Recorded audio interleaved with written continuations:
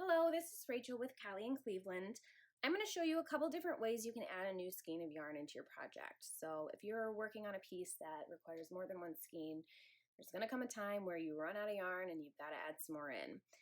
So I'm going to show you two different ways today. One of them was a recent discovery for me, and it was kind of like an epiphany moment where I just thought, why haven't I thought about this before? It makes so much sense and it's so much easier than the typical way. But I will start with the typical way. So I worked up a little swatch here of single crochets. I've got my end of my yarn on my hook, and I'm going to insert my hook, drop a loop, drop my old yarn. Here's my new yarn. I'm just using contrasting colors so you can see how it all comes together, and finish my stitch with my new yarn. Then crochet as normal. So I'm not going to spend too much time on this style just because I believe it is the most common.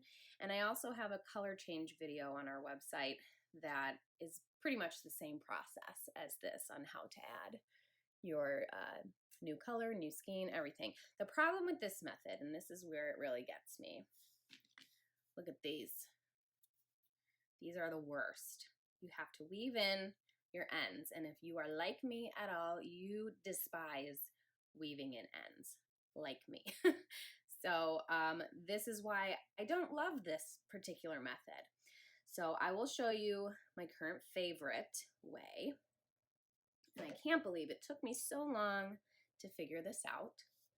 So I'm at the same point as I was before. Usually when I do this method, I tend to leave longer tails at the end of my skein.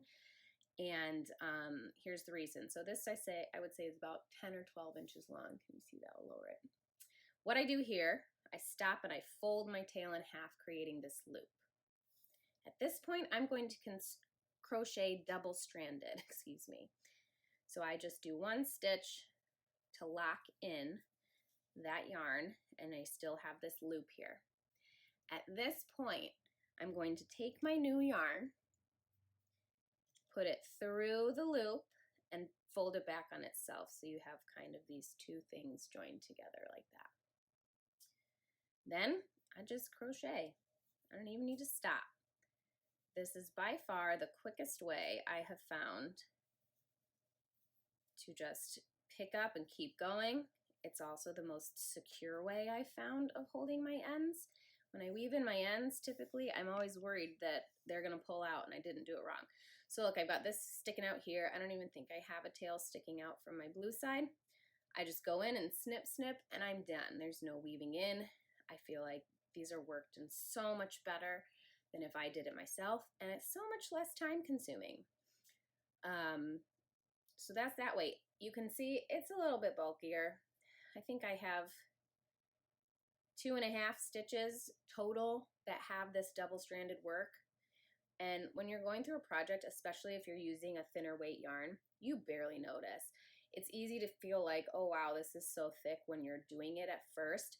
Once you crochet back along the top, it's going to hide it so well. So I'll do it one more time. Oh, oh, oh. See, it's even hard to pull it out. So, okay, start back here. I've got my tail. I need to add in my new skein. I fold it in half. Insert and lock down that double strand work. Pull that through. I've got my loop here. Oops, sorry if you couldn't see that. Put the new yarn in, fold it back over itself, and just keep going. So there's one full stitch with two full stitches with two, and I would probably just drop my yarn then, or drop that second loose end and keep going. My last one here.